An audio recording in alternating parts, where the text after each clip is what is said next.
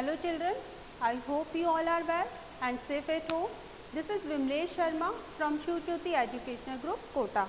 आज हम हिंदी व्याकरण कनक पाठ्य पुस्तक का पाठ 1 और 2 का दोहरान करने जा रहे हैं। हमारा पाठ 1 है भाषा, बोली, लिपि और व्याकरण। पाठ 2 है वर्ण, विचार और उच्चारण। तो पहले हम भाषा, बोली, लिपि और व्याकरण का दोहरान करेंगे। तो बच्चों, भाषा क्या है? सबसे पहले हम जानेंगे कि भाषा क्या है। आप छोटी कक्षाओं से ही भाषा की परिभाषा पढ़ते आ रहे हैं। भाषा वह है जिससे हम अपने मन के भाव और विचारों को दूसरों को बताते हैं और दूसरों के जो मन के भाव और विचार हैं उनको ग्रहण करते हैं, वही भाषा है। भाषा के क्या होते हैं? 2 रूप होते हैं। भाषा के 2 रूप हुए मौखिक और लिखित। कौन से रूप हुए? मौखिक और लिखित। हम भाषा को बोलकर और लिखकर प्रकट कर सकते हैं। तो जो बोलते हैं वो भाषा का मौखिक रूप होता है, जैसे कि मैं बोल रही हूँ और आप सुन रहे हैं। तो जो मौखिक भाषा है उसमें आता है बोलना और सुनना। मैं बोलती जा रही हूँ, आप उसे सुन रहे हैं, तो वो भाषा का कौन सा रूप हुआ? बोलना और सुनना का मौखिक रूप, सुनना। अब आते हैं हम लिखित भाषा कि लिखित भाषा क्या होती है। लिखित भाषा लिखना और पढ़ना लिखित भाषा है। क्या है? लिखना और पढ़ना लिखित भाषा है। जब हम लिखते हैं तो वह लिखित भाषा के अंतर्गत आता है। लिखित भाषा में भी लिखना, जो लिखा हुआ है उसे हम पढ़ते हैं। जैसे कि मैं आपको लिखते हुए दिखाई दे रही हूँ, तो मैं लिख रही हूँ और आप इसे लिखे हुए को पढ़ रहे हैं, तो वो कौन सा रूप हुआ? लिखित भाषा का ही रूप हुआ, पढ़ना। तो बच्चों, हमने जाना, अभी क्या जाना? भाषा के 2 रूप के बारे में, मौखिक और लिखित। अब हम जानेंगे कि भाषा और क्या क्या है। जैसे मातृभाषा। मातृभाषा क्या होती है? जब परिवार में बच्चा अपने मम्मी को, परिवार के सदस्यों को जैसी भाषा वह बोलते हैं वैसा ग्रहण करता है, वही मातृभाषा कहलाती है।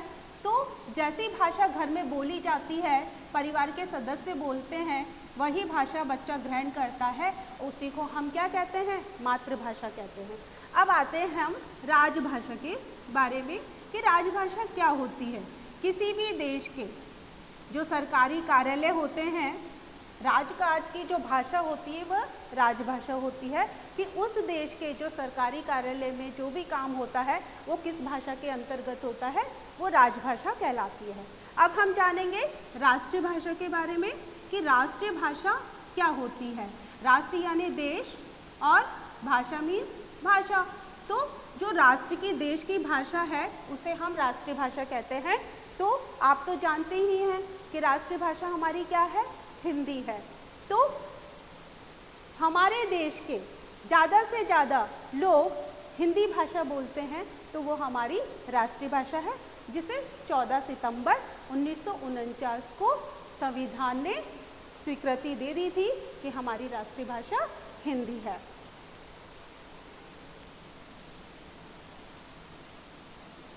अब हम जानेंगे बोली के बारे में कि बोली क्या होती है। तो बोली होती है क्षेत्रीय भाषा। बोली क्या होती है? क्षेत्रीय भाषा। किसी भी क्षेत्र में बोली जाने वाली क्षेत्रीय भाषा होती है। जैसे कि राजस्थान में क्या बोलते हैं? राजस्थानी। लेकिन राजस्थान के भी और कई क्षेत्र हैं, राजस्थान के और भी कई क्षेत्र हैं जिनमें बोलियां बोली जाती हैं, वो होती है उपबोली। तो जैसे हमारा हाड़ौती क्षेत्र ले लीजिए, राजस्थान के अंतर्गत ही है, उसमें 4 जिले आ रहे हैं, कोटा, बूंदी, बारां, झालावाड़। तो उसमें हाड़ौती भाषा बोली जाती है, तो वो हमारी क्षेत्रीय भाषा की भी उपभाषा होगी। अब हम जानेंगे कि लिपि क्या होती है। तो बच्चों, लिपि जो हम बोलते हैं, जो हमारी ध्वनि निकलती है, उस ध्वनि को का जो लिखित रूप होता है उसका कोई ना कोई चिन्ह होता है, उसी को हम क्या कहते हैं? लिपि कहते हैं। और अपनी अलग अलग भाषाओं की अपनी अपनी लिपि होती है। तो जानते हैं कि कौन सी भाषा की कौन सी लिपि है। तो देखिए मैं यहाँ पर कुछ भाषाएं लिख रही हूँ और उनकी वहाँ पर लिपि लिख रही हूँ। तो ये हमारी लिपि और यहाँ पर हम लिखेंगे भाषा। आपको तो पता ही है जो हमारी राष्ट्रीय भाषा है उसकी लिपि क्या है? देवनागरी। और जो हमारी संस्कृत है उसकी लिपि क्या है? देवनागरी लिपि है। और अंग्रेजी की लिपि क्या है? अंग्रेजी की लिपि क्या होगी? रोमन। तो हमने यहाँ पर लिखा संस्कृत की लिपि देवनागरी। उसी तरह से ये हिंदी की भी लिपि देवनागरी है। पंजाबी भाषा है उसकी लिपि क्या है? गुरुमुखी। पंजाबी भाषा की लिपि क्या होगी? गुरुमुखी। गुरुमुखी। आप याद करते चलिए कि हिंदी और संस्कृत की देवनागरी, पंजाबी की गुरुमुखी और उर्दू जो हमारी भाषा है उसकी लिपि है फारसी। और अंग्रेजी की लिपि है रोमन और जर्मन की लिपि भी रोमन ही है। अंग्रेजी और रोमन की लिपि क्या होगी? अंग्रेजी भाषा की लिपि क्या होगी? रोमन। और जर्मन की भी क्या होगी? रोमन। तो हमने जाना कि भाषाओं की लिपियां क्या हैं। तो बच्चों अब हम जानेंगे व्याकरण के बारे में कि व्याकरण क्या होता है। व्याकरण है जिसमें हम शुद्ध रूप से बोलना, लिखना, जिसके द्वारा हम जानते हैं वही व्याकरण होता है। भाषा का शुद्ध रूप व्याकरण है।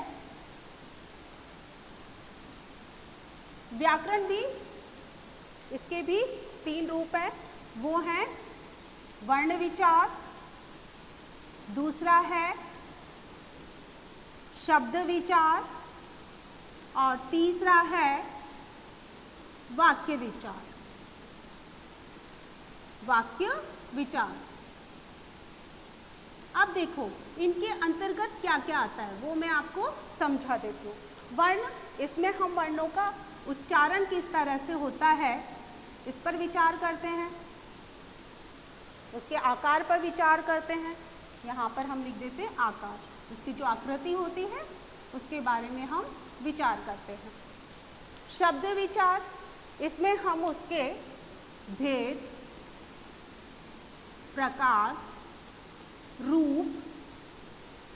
रूप और लिंग, वचन, काल पर विचार करते हैं। अब हम जानेंगे कि वाक्य विचार क्या है। वाक्य विचार में हम वाक्य के भेद के बारे में विचार करते हैं। तो हमने जान लिया व्याकरण भाषा का शुद्ध रूप है। इसके 3 अंग होते हैं, वर्ण विचार, शब्द विचार और वाक्य विचार।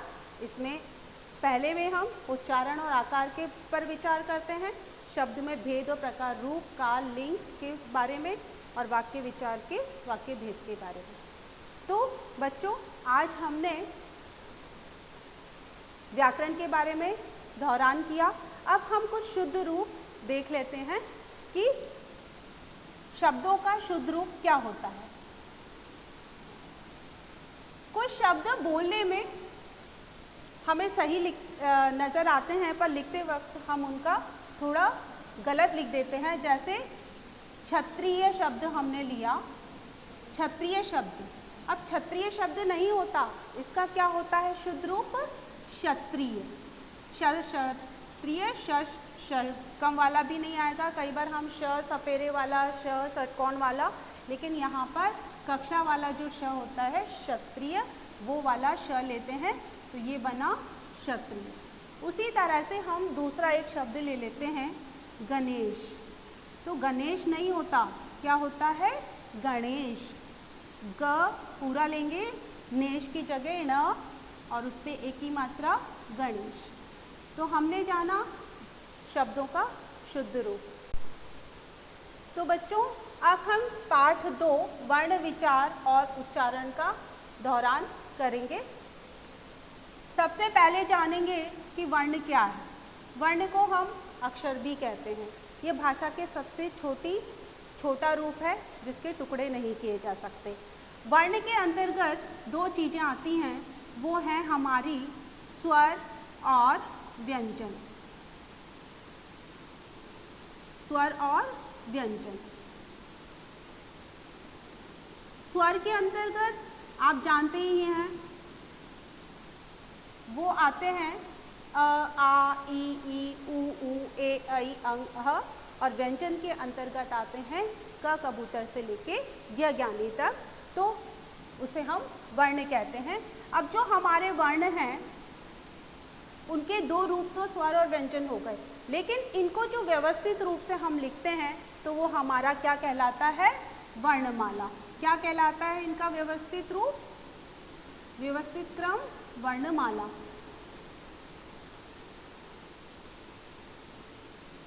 अब हम वर्णमाला के बाद जानेंगे अयोगवाह के बारे में। अयोगवाह क्या होते हैं? अयोगवाह होते हैं अनुनासिक, अनुस्वार और विसर्ग। तो ये हमारे सबसे पहले हम जान लेते हैं अनुस्वार के बारे में कि अनुस्वार है क्या। अनुस्वार शिरोरेखा के ऊपर, किसी भी व्यंजन के शिरोरेखा के ऊपर जब हम एक बिंदी लगाते हैं तो वो हमारा अनुस्वार कहलाता है। जैसे हम इसके एक उदाहरण यहाँ पर देख लेते हैं, पंख।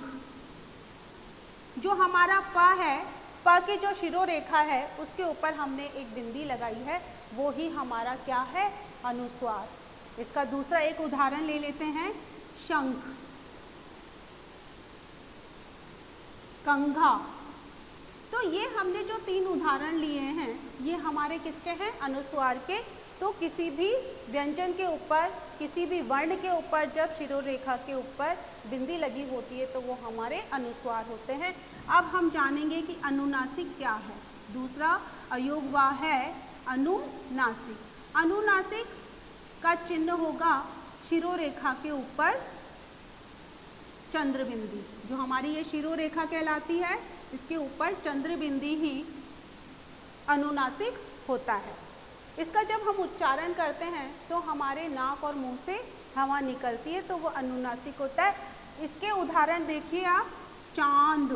जो च हमारा वर्ण है उसके ऊपर हम क्या लगा रहे हैं? चांद, अनुनासिक लगा रहे हैं तो हमारा बना चांद। आँख, इसका दूसरा उदाहरण हम एक देख लेते हैं, आँख। तो हमारा जो वर्ण है आ, जो हमारा उसके शिरोरेखा के ऊपर चंद्र बिंदी लगी है तो वो क्या बना हमारा? अनुनासिक, जो शिरोरेखा के ऊपर चंद्र बिंदी है। हंसना, एक हम तीसरा उदाहरण ले लेते हैं, हंसना। अब हम जानेंगे विसर्ग के बारे में कि विसर्ग क्या होते हैं। विसर्ग का चिन्ह होगा हमारा 2 बिंदी लगाना। इसकी जो ध्वनि होती है वो होती है ह। इसके हम उदाहरण जान लेते हैं, प्रातः। जो त जो हमारा वर्ण है उसके आगे हमने 2 बिंदी लगाई और उसका जो ध्वनि होगी उसकी ह होगी, प्रातः। अतः, दूसरा उदाहरण है अतः। तीसरा उदाहरण है क्रमशः। क्रमशः, श के बाद 2 बिंदी और ह की ध्वनि निकली। तो बच्चों हमने अभी अयोगवाह के 3 रूप को जाना। अब हम जानेंगे संयुक्त अक्षर के बारे में। संयुक्त, अब हम जानेंगे संयुक्त व्यंजन के बारे में। अक्षर के बारे में बाद में समझेंगे, पहले हम संयुक्त व्यंजन के बारे में समझेंगे कि संयुक्त व्यंजन क्या होता है। आपको पता ही है संयुक्त माने जोड़ना, और व्यंजन जो हमारे वर्ण होते हैं जो क से लेकर ग ज्ञानी तक के होते हैं वो व्यंजन होते हैं। उसी में 4 हमारे ऐसे हैं जो संयुक्त व्यंजन होते हैं। आपने पहले बहुत छोटी कक्षाओं में भी पढ़ा है, पिछली कक्षाओं में भी पढ़ा है। जैसे है श और त्र, य और श्र, ये हमारे जो हैं वो संयुक्त व्यंजन है। अब इनके बारे में हम एक एक करके समझेंगे। श हमारे दो जो व्यंजन हैं उनसे मिलके बना है। संयुक्त माने मिलना, जुड़ना। जैसे क है तो क पे हलंत, जब हलंत लगता है तो वो क कौन सा होता है? आधा क होता है। और श, अब यहाँ पर हलंत नहीं होगा। क हलंत धन श बराबर श। त्र होगा त हलंत धन र। य का होगा ज हलंत धन य। श का होगा श हलंत धन र। तो बच्चों, हमने इस तरह से संयुक्त व्यंजन के बारे में अच्छे से समझा और आपको यहाँ पर समझ भी आ गया। अगर हम अ नहीं निकालेंगे तो हम इसको इस तरह से बिना हलंत वाला लिखेंगे। अब हम जानेंगे द्वितीय व्यंजन के बारे में कि द्वितीय व्यंजन क्या होते हैं। द्वितीय यानी दो, द्वितीय व्यंजन।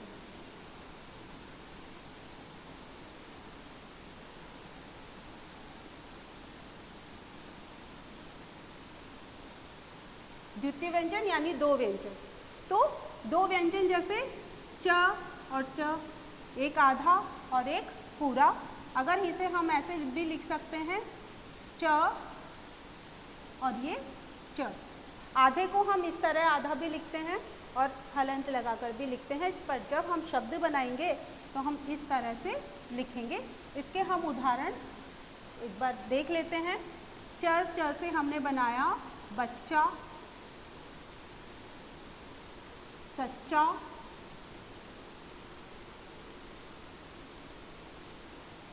इस तरह से हम क और क ले लेते हैं। इसका अगर हम देखेंगे तो क इस तरह से भी लिखा जाता है और ये इस तरह से भी लिखा जाता है। इसका मतलब होता है आधा क। इसका हम देखेंगे पक्का, शब्द हमारे जो उदाहरण बने हैं पक्का, छक्का। ठीक है, तो ये हमारे हमने समझे द्वितीय व्यंजन के बारे में। एक ही व्यंजन दो बार होता है, एक बार आधा और एक बार पूरा। अब हम जानेंगे बच्चों संयुक्ताक्षर के बारे में। संयुक्ताक्षर क्या होते हैं? संयुक्ताक्षर, संयुक्त माने जोड़ना, संयुक्ताक्षर।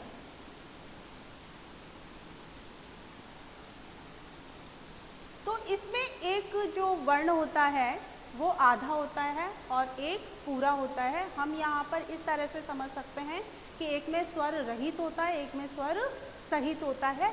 जैसे क और य, तो ये होगा क हलंत धन य। तो ये बना। इससे हमें शब्द बनाने हैं। जैसे हम शब्द बनाएंगे क्यारी। तो आप यहाँ पर इस शब्द में देखिए, हमारा एक जो वर्ण है वो अलग है, ये वर्ण अलग है, ये आधा है, ये पूरा है। तो हमने इससे शब्द बनाया क्यारी। इसी तरह से एक और ले लेते हैं प और य। तो प हमारा क्या है? आधा है, धन य, तो इससे हमारा कौन सा शब्द बनेगा? प्यारी, प्यारी। उसी तरह से एक उदाहरण हम और ले लेते हैं द और या, द्य ले लेते हैं। तो इससे अगर हम बनाएंगे विद्या, जो हमारा विद्यालय वाला होता है ना, वो विद्या। तो द और य में हमने आ लगाया, इससे बना विद्या। अब हम जानेंगे उच्चारण के बारे में कि उच्चारण क्या होता है। जब भी किसी स्वर को या स्वर को बोलते हैं, व्यंजन को बोलते हैं, तो बोलने को ही हम क्या कहते हैं? उच्चारण कहते हैं। अब हम जानेंगे वर्ण विच्छेद के बारे में कि वर्ण विच्छेद क्या होते हैं। वर्ण आप जानते हैं, अक्षर को वर्ण कहते हैं। विच्छेद यानी होता है अलग करना। तो वर्णों को अलग अलग करके लिखना वर्ण विच्छेद कहलाता है। यहाँ पर हम दो उदाहरण का प्रयोग करेंगे। जैसे अमर शब्द ले लेते हैं जो कि बहुत ही सरल शब्द है। पहले हम इसका वर्ण विच्छेद करेंगे। तो इसका वर्ण विच्छेद किस तरह से होगा, तो पहले आपको ये समझना है अमर 3 वर्ण है, अ स्वर है, इसका कोई विच्छेद नहीं होगा, तो ये अ का अ आ जाएगा। म जब हमारा इस तरह का म होता है तो उसमें अ की ध्वनि अ मिला हुआ होता है। तो जब हम उसका अ अलग करेंगे तो उस म की स्थिति होगी म हलन, और इसका हमने अ अलग कर लिया तो हमने उसे यहाँ पर लिख दिया। अब है र, तो र में भी अ की ध्वनि मिली होती है। तो जब हम इसका विच्छेद करेंगे तो र हलन धन अ। तो आपको ये सरल जो हमने वर्ण विच्छेद किया समझ में आ गया होगा। अब हम एक दूसरा उदाहरण ले लेते हैं, रुमाल। देखो र पे बड़ा हूँ है और रुमाल। अब हम इसका वर्ण विच्छेद करेंगे तो आप यहाँ पे बहुत ध्यान से समझिएगा। रू, तो र में ऊ मिला है तो हम र से ऊ अलग कर देंगे तो हमारे पास जो स्वर मिला है और उसको जब बिना स्वर के बनाएंगे तो यहाँ पे र हलन धन ऊ। कौन सा ऊ है, बड़ा वाला ऊ। तो हमने इस रू में से ऊ को अलग कर दिया तो हमारी र की स्थिति ये होगी। अब हम आते हैं दूसरे वर्ण पे, म। जो म है उसमें क्या मिला है, आ मिला है। तो जब हम म के आ को अलग कर देंगे, ये हमने आ अलग कर दिया तो ये अधूरा व्यंजन रहा, तो हम इसे हलंत लगाकर बताएंगे, हलंत लगाकर लिखेंगे। तो म का जो वर्ण विच्छेद किया, म हलंत धन आ। अब हमारा तीसरा वर्ण क्या है, ल। तो ल में भी अ मिला है तो उसका हमने अ अलग करेंगे तो हमारे पास ल की स्थिति क्या होगी, ल हलंत धन अ। तो बच्चों इसी तरह से हमें वर्ण विच्छेद करना है। तो हमने यहाँ पर दो उदाहरण के द्वारा आपको वर्ण विच्छेद करना सिखाया है। एक बार और दोहरा लेती हूँ कि अमर अ स्वर है, इसको हम अलग नहीं करेंगे। म में अ मिला है तो म हलंत धन अ, र में अ मिला है तो र हलंत धन अ। उसी तरह से र में ऊ मिला है तो र हलंत धन ऊ, म में आ मिला है तो म हलंत धन आ, प्लस ल में अ मिला है तो ल हलंत धन अ। तो बच्चों आज हमने वर्ण विचार, उच्चारण और पाठ 1 के बारे में अच्छे से समझा, दोहरान किया। मुझे आशा है कि आपको बहुत अच्छे से समझ में आ गया होगा और आप अपने आप भी एक बार दोहरान अवश्य करें। धन्यवाद।